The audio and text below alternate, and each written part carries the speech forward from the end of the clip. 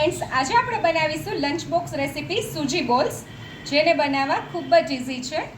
તો ચલો બનાવીએ। હવે સૌથી પહેલા આપણે 2 ચમચી તેલ એડ કરશું।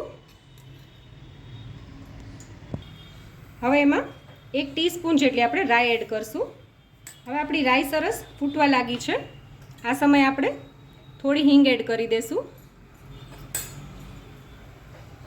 એની સાથે જ થોડા લીલા મરચાના ટુકડા અને થોડા લીમડાના નાના નાના ટુકડા કરીને મેં એડ કર્યા છે। અને હવે આપણે 1.5 કપ જેટલું પાણી એડ કરશું। હવે આપણે પાણીમાં થોડું સ્વાદ અનુસાર મીઠું એડ કરશું। હવે મેં જે કપથી પાણી લીધું છે 1.5 કપ, એ જ કપથી 1 કપ જેટલો મેં રવો લીધો છે। અને હવે આપણે ગેસની ફ્લેમ સ્લો કરીને રવોને થોડો થોડો એડ કરતા જશું અને હલાવતા જશું। 1 કપ રવાની સામે આપણે 1.5 કપ જેટલું પાણી એડ કરવાનું છે।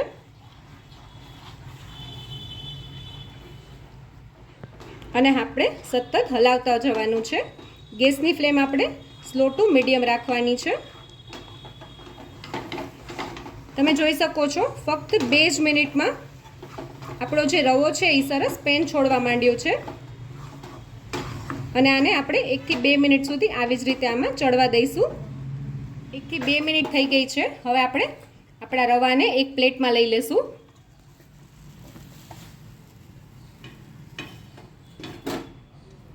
હવે આપણે રવાને થોડીવાર માટે ઠરવા દઈશું। હવે થોડો તેલવાળો હાથ કરીને આપણે સરસ લોટ જેવું બાંધી લેશું। જ્યારે થોડો રવો આપણો ઠરી જાય એ પછી તમે જોઈ શકો છો એકદમ સરસ લોટ જેવું બંધાઈ ગયું છે। અને હવે આપણે આના બોલ્સ બનાવી લેશું। તમે આના આવી જ રીતે એમનેમ બી બોલ્સ બનાવી શકો છો।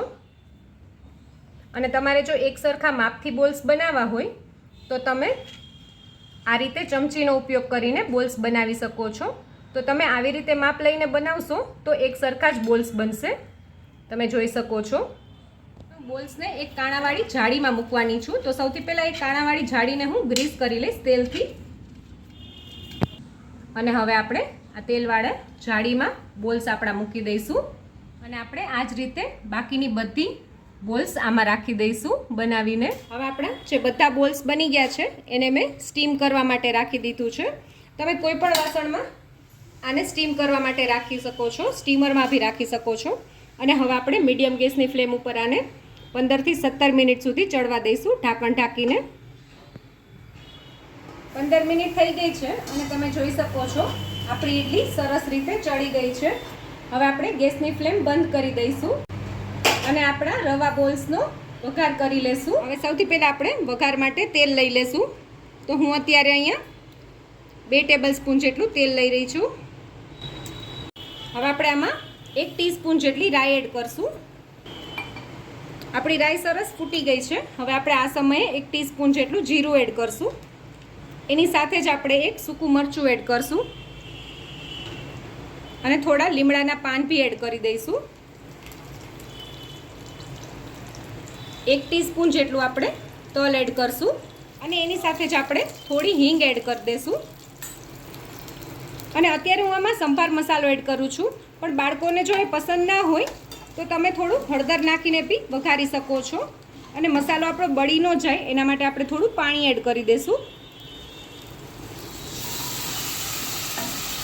થોડું આપણે મરચું બી એડ કરશું, પણ જો બાળકો તીખું ના ખાતા હોય તો તમે એ ના બી નાખો તો બી ચાલે। આપણો મસાલો સરસ રીતે મિક્સ થઈ જાય પછી આપણે ઇડલી એડ કરશું। તમે જોઈ શકો છો આપણે જેટલું પાણી નાખ્યું હતું એ બધું બળી ગયું છે।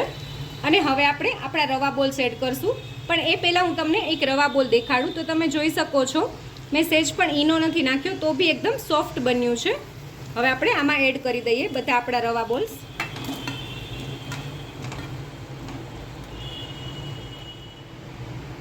અને લાસ્ટમાં થોડી કોથમીર એડ કરીને આપણે બધું સરસ રીતે મિક્સ કરી લઈએ।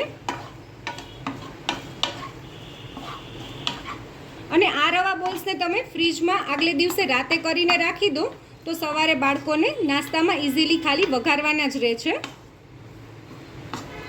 હવે આપણે આપણા રવા બોલ્સને સર્વ કરી લઈએ। તો તૈયાર છે આપણા રવા બોલ્સ। જો તમને મારો આ વિડીયો ગમ્યો હોય તો મારા વિડીયોને લાઈક કરજો, શેર કરજો અને મારી ચેનલ કુકિંગ વિથ ઉમા પુરોહિતને સબસ્ક્રાઈબ કરજો, જેથી કરીને આવા નવા વિડીયો હું તમારી સાથે શેર કરી શકું.